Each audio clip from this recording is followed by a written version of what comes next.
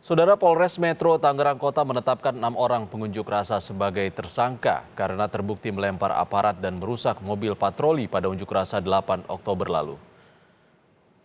Polisi menyebut keenam tersangka memiliki peran masing-masing, mulai dari pelemparan batu ke polisi hingga merusak mobil patroli. Para tersangka menyerang aparat lantaran kesal aksi mereka dihalangi polisi.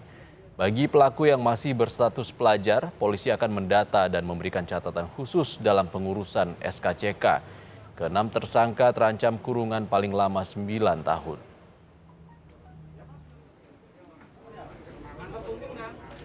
Kemarin kita sudah mengamankan beberapa pelajar-pelajar.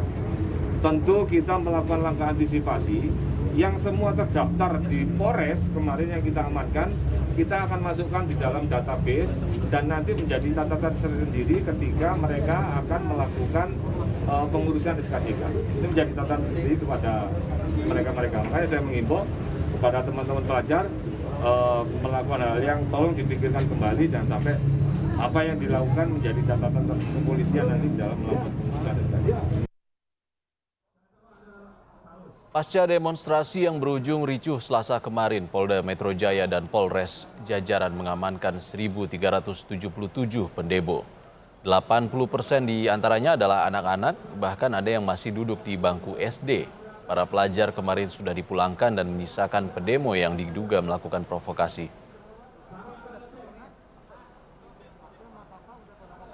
Keterangan pasti menyatakan mereka berdasarkan undangan di media sosial dan diajak oleh teman-temannya.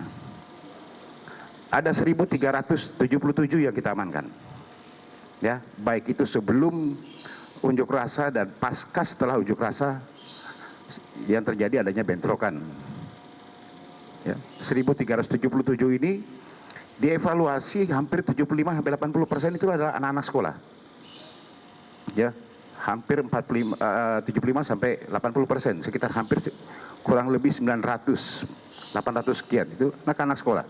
Bahkan ada 5 anak SD.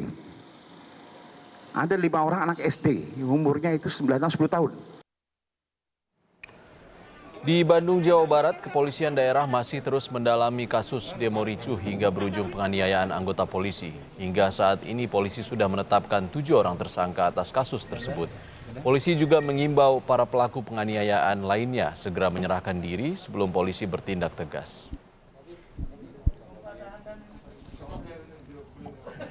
Yang melakukan penganiayaan yang melakukan penganiayaan terhadap anggota Polri pada saat kerusuhan tersebut, dari 75 orang yang kita ambil itu yang kita tetapkan sebagai tersangka itu sebanyak 7 orang, ya sebanyak 7 orang, dan yang dilakukan penahanan itu ada 3 orang, tapi tetap yang 4 orang itu berstatus tersangka juga dengan rekan 3 orang yang ditahan.